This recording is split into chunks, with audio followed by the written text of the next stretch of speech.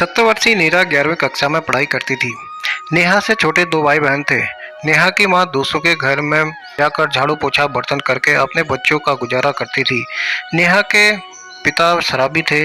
वह हमेशा शराब पीकर आते थे। हमारी माँ को हमेशा मारते रहते थे। नेहा के लिए ये मंजर बहुत ही ज़्यादा दर्दनाक था। नेहा की माँ जो भी पैसा कमा कर लाती थी तो उसके पापा शराब पीने के लिए वह पैसे छीन लेते थे और पैसे की तंगी की वजह से नेहा को अपनी पढ़ाई छोड़नी पड़ी। उनकी हालत अब और ज़्यादा खराब होने लगी। धीरे धीरे उनको खाने की तंगी होने लगी।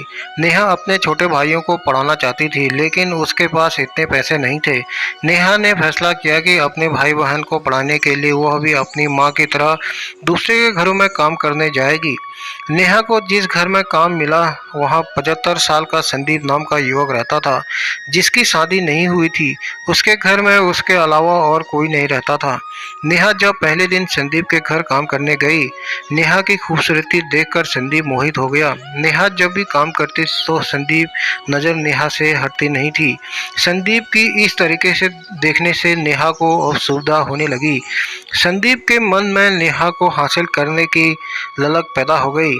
एक दिन नेहा किचन में जब खाना बना रही थी तभी अचानक संदीप पीछे से आया और उसे अपनी बाहों में पकड़ लिया। संदीप को ऐसा करते देख नेहा घबरा गई और उसने दूर धकेलने लगी लेकिन संदीप उसके शरीर को अजीब तरह से छूने लगा। नेहा कैसे भी करके वहां से भाग गई और अपने घर चली गई। घर जाने के बाद नेहा परेशान होकर अकेला बैठ गई। वह यह सब बात बताती भी तो किससे बताती। घर में अपने छोटे भाई बहन को देखकर नेहा का दिल पसीज गया। उसने फैसला किया कि अब वह दूसरे के घर काम करने जाएगी। दूसरे दिन नेहा किसी दूसरे के घर में काम करने गई। नेहा काम करके घर वापस आई तो उसने देखा कि उसके घर के बाहर एक बड़ी सी गाड़ी खड़ी है। नेहा घर के अंदर गई तो उसने देखा कि संदीप उसके घर में बैठा हुआ था। नेहा की माँ संदीप के लिए चाय बना रही थी।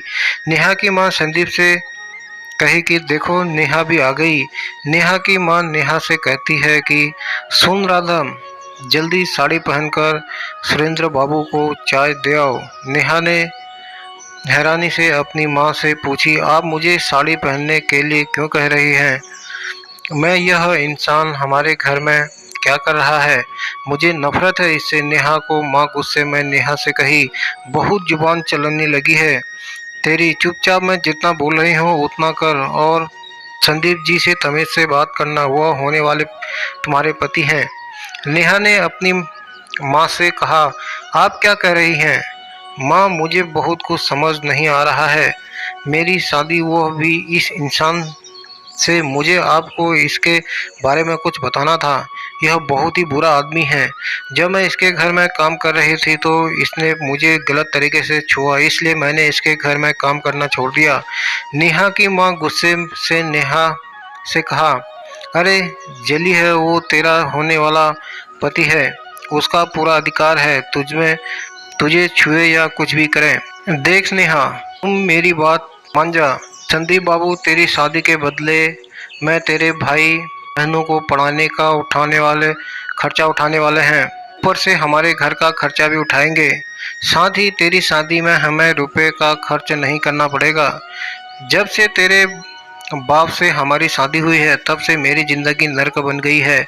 मैंने तुम लोगों को बहुत ही मुश्किल से पाला है। अब जब तुझे कुछ अच्छा करने का मौका मिल रहा है तो तू कदम पीछे कर रही है। नेहा बोली, ऐसा बात नहीं है माँ, आप ऐसा मत कहिए, लेकिन आप एक बार उसकी उम्र तो देखिए। वह मेरे बाप के उम्र का है, मैं उसे शादी कैसे करती हूँ? नेहा की माँ ने कहा, अगर किसी जवान से शादी करेगी तो जिंदगी भर जवान ही रहने वाला, कभी ना कभी तो बूढ़ा होगा। इससे अच्छा तो बूढ़े से शादी कर लो। और अगर तू शादी नहीं करना चाहती तो मैं जहर ला रही हूँ, पिला देना अपने दोनों भाई बहनों को और मुझे भी दे देना, क्योंकि हम इस गरीबी में जीने की अब हिम्मत नहीं है रही। नेहा ने रोते हुए कहा, ऐसा मत कहो माँ, हाँ मैं शादी करने के लिए तैयार हूँ। नेहा ने अपने भाई बहन के भविष्य के आगे घुटने टेक दिए और अधेड़ उम्र से संदीप से शादी कर ली।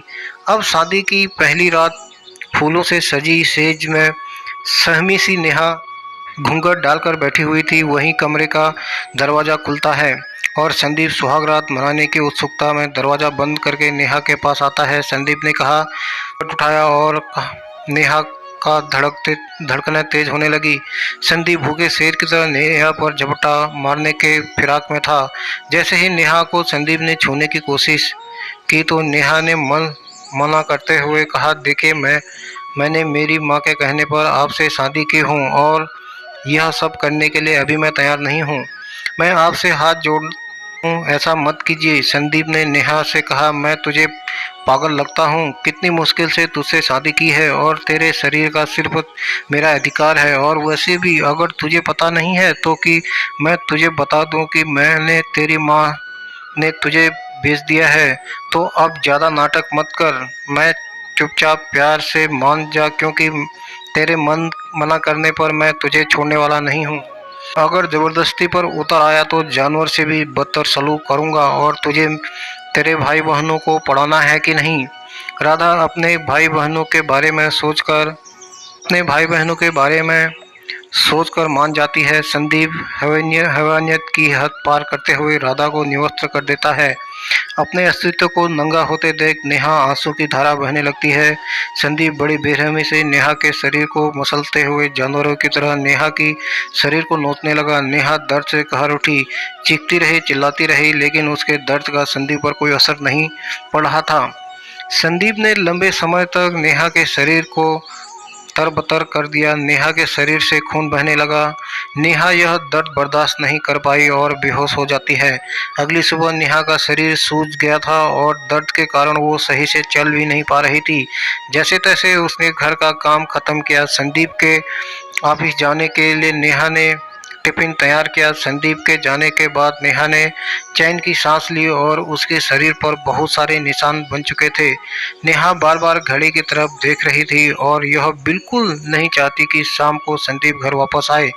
घड़ी को देखते देखते नेहा को नींद आ गई। अचानक दरवाजे की घंटी बजी। नेहा नींद से जाग गई और दरवाजा खोलने गई। दरवाजे के बाहर संदीप को देखकर नेहा घबरा गई। रात के 10 बज चुके थे और यह संदीप के घर आने का समय था। नेहा ने खाना नहीं बनाया था और ना ही सुबह से खुद खाना खाया था। नेहा ने संदीप को बताया कि उसने खाना नहीं बनाया है। संदीप ने बोला, मैं बाहर खाना खाकर आया हूँ, अब मुझे तुझे खाना है, चल कमरे में। संदीप फिर से नेहा का कपड़ा उतारने लगा। नेहा ने संदीप को रोकते हुए कहा कि क्या कर रहे हैं आप? सुहाग रात तो एक बार न होती है ना, फिर आप ऐसा क्यों कर रहे हैं? संदीप ने निर्जलता से हंसते हुए बोला कि तू बहुत भूली है, रोज सुहाग रात के लिए तो मैंने तुझसे शादी किया है। इतना कहकर संदीप नेहा की उन घावों को फिर से कुतरने लगा जो अभी तक भरी नहीं थी। अब ये सिलसिला रोज चलने लगा। नेहा भगवान से प्रार्थना करती है कि उसे इस नर्क से मुक्ति दिलाए। एक दिन ऑफिस से घर आते वक्त कार एक्सीडेंट में संदीप की मौत हो गई और कानूनी तौर पर संदीप की सारी प्रॉपर्टी नेहा के नाम हो गई। नेहा को संदीप जैसे राक्षस से छुटकारा मिल गया और उसकी तपस्या सफल हुई और अपनी माँ और भाई बहनों को भी अपने शहर रहने के लिए बुला लिया और अपने भाई बहन को पढ़ाया लिखाया। इसीलिए कहते हैं कि दोस्तों कभी भी दूसरों के साथ बुरा व्यवहार नहीं करना चाहिए। तो दोस्तों आप लोगों को मेरी कहानी कैसी लगी लाइक करें और आप मेरे चैनल पर नए हैं तो मेरे चैनल को सब्सक्राइब करें। धन्यवाद।